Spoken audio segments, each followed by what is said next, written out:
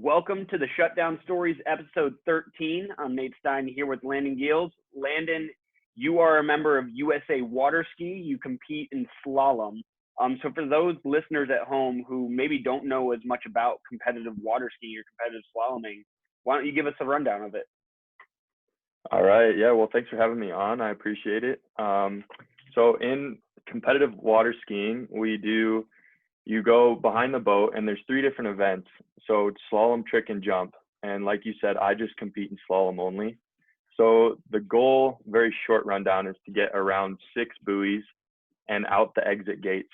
And when you do that, you stop at the end of the lake.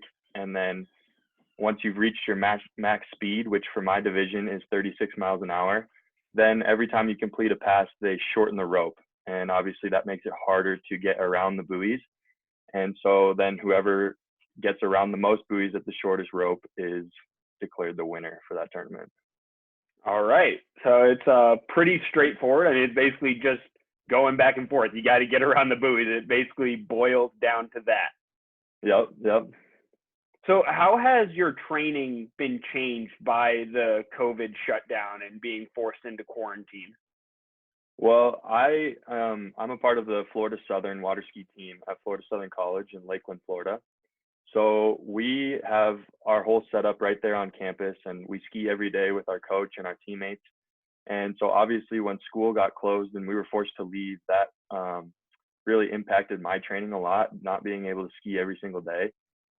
So I came back here to Colorado, which is where I grew up skiing, and I've been able to ski a little bit here and there with my dad, just at our lake where we, like I said, grew up skiing, where I learned to ski. But it's definitely been tough to get the same time on the water and achieve the same training goals with the COVID-19 shutdown, just with social isolation and that kind of a thing. So it's been a pretty big impact on all of us, I know. Yeah. Did you end up losing a season? You'll have to forgive me. I'm not positive when college water skiing happens throughout the year. So collegiate water skiing is actually in the fall. We got our nationals. It was in October in Sacramento, California. But we pretty much everyone on our team also competes individually in tournaments throughout the summer. So you have regionals and nationals and junior US Open and things like that, where you go by yourself without your team. And pretty much all of those have either been postponed or canceled as of now. So the summer season is definitely put on a little bit of a hold right now. What's that dynamic like where you are competing as a team for Florida Southern, but then you guys all go off and do your own individual competitions as well? It's pretty unreal. Like I said, I grew up skiing, and you ski, individual, and it's hard to be at a water ski tournament all day and you only get one set or two sets and they're 5-10 minutes long. You got to make the most of it. So it's hard to stay invested in the tournament the whole entire day. But when I moved into collegiate skiing, it's crazy how, you're rooting for your teammates in all of their events all day long. And so it adds a whole nother element. And I've never had more fun than I do when I go to tournaments with my ski team, collegiate tournaments that we go to all over the country. It's a whole different scene, and I don't know, I've really enjoyed it. So it's completely different competing by yourself or competing with a team, but I think being able to participate in both has been a really cool experience. Yeah, so as you mentioned, you're from Colorado. Obviously, the weather in Colorado doesn't cooperate with water skiing year round, which I'm assuming is why you ended up going to Florida to compete in college. But how did you get into water skiing being from Colorado? What was that draw? So my grandpa actually started water skiing here in Colorado when he was about my age, 20, 21 years old. And then he raised my dad and my dad's 3 siblings, and they grew up water skiing. And then it's been a family draw. My grandpa still does a little bit of water skiing here and there, and I still compete with my dad. He skis in some tournaments throughout the summer. And so when I was younger, I grew up around the lake, but I didn't get into the tournament side of things until I was like, I don't know, I want to say 14 years old. Mm-hmm. And that's when I started skiing tournaments, and I was hooked. You catch the bug, and that's how I kind of got into it. So ever since then, I've loved it. What does a normal day of training look like for you? Not even within quarantine, like we have to be right now, but just if the world was normal, everything was open, what's a day when you're mid-season? Mid-season, it's for me, it's a little bit different. I'll just take a day at school. And so we wake up and the water, it's always calmest in the morning, especially in Florida. So that makes it way easier to train when you're not dealing with wind or any other weather elements. So we wake up and we ski right when the sun comes up. So that's 6:30, 7 a.m. And there will be a couple of us out there. Obviously, we can't all ski at the same time with only one boat. So the couple of us will go out, we'll ski, and then we'll come back and we'll go to class. And then we have team workouts that we go to that are tailored to water skiing. So there will be some different weight movements and things like that.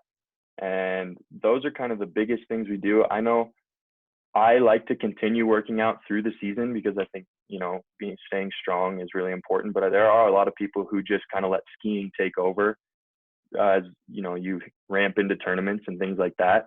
And then they kind of train their bodies with weights and different exercises throughout the winter. So there's a little bit different approach, but that's kind of how I look at it.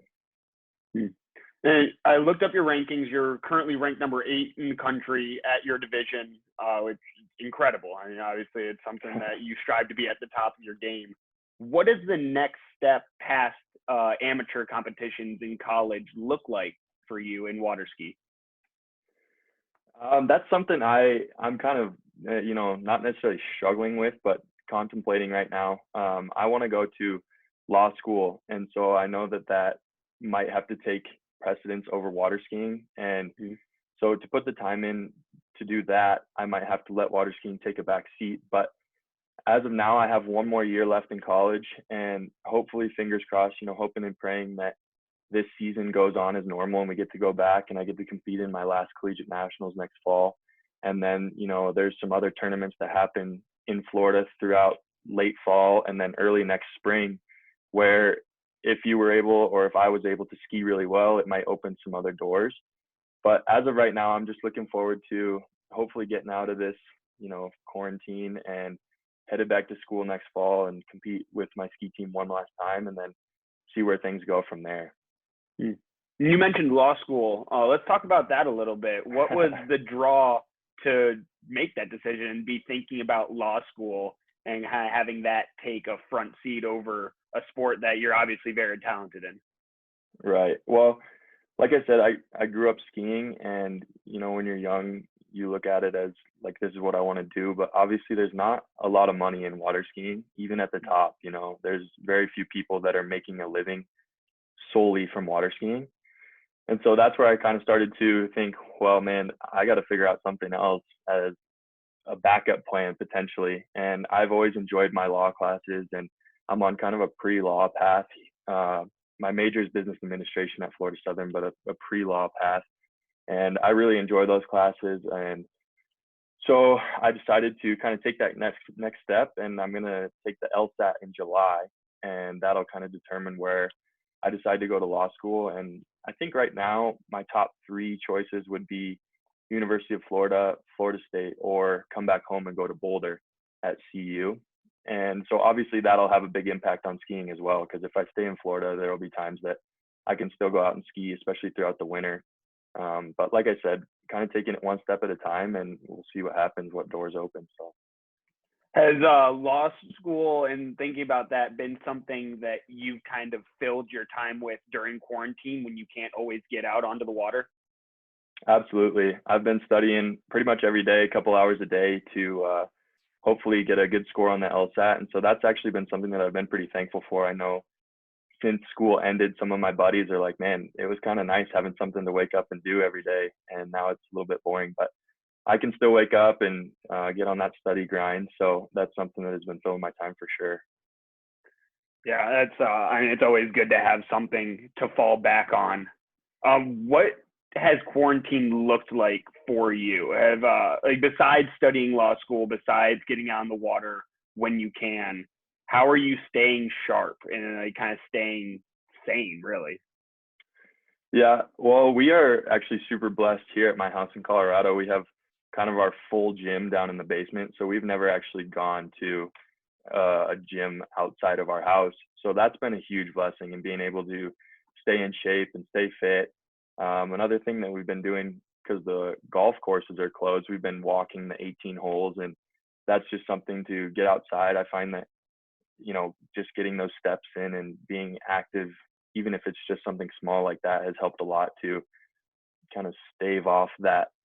I don't know if you would call it like a depression, but just like this monotonous cycle that you get into if you're not, like you say, staying sharp during quarantine. So that's been something that we've been able to do, and obviously just taking time to spend time with family and enjoy those times that we have together has been good too. So Yeah, water ski is a pretty niche sport around the country. I know it's not something that a lot of people know about or even watch as part of mainstream media. What is something about water ski that you feel like is important for, let's just say, the average person to learn about that might get them more interested in watching or getting involved?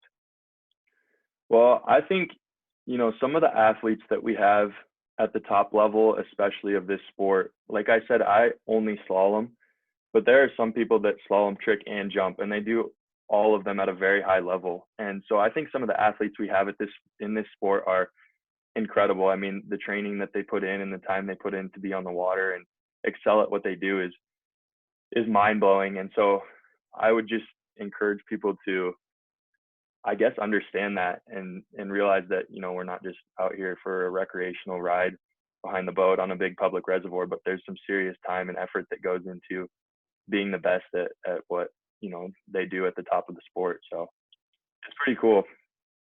Awesome. Well, Landon, I really appreciate you taking some time to talk to me today. Good luck on the LSAT coming up, and I hope you get your final season next fall. All right. Well, thank you, Nate. I appreciate it. Take care.